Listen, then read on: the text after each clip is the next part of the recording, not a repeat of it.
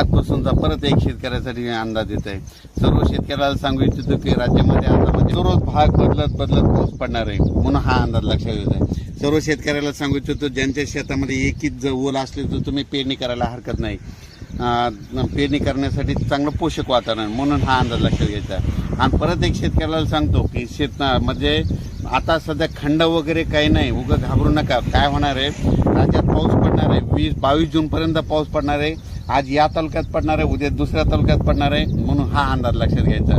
सर्व शेतकऱ्याला सांगितलं की राज्यामध्ये फक्त 15, 16 आणि 17 जून दरम्यान थोडी उघाड राहणार आहे, पण विदर्भात मात्र पाऊस पडणार आहे, म्हणून हा अंदाज लक्षात घ्यायचा.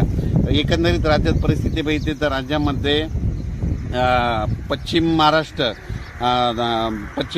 मराठवाडा आणि तसेच या भागामध्ये 12 जून, 13 जून, 14 जून, 15 जून दरम्यान ओढे नाले वाचतील तसा आणखीन एक पाऊस पडणार आहे. काही ठिकाणी वाहुणी पडणार आहे, मुसळधार, कुठं रिमझिम, कुठं पेंडवालता पाऊस पडणार आहे, म्हणून हा अंदाज लक्षात घ्या.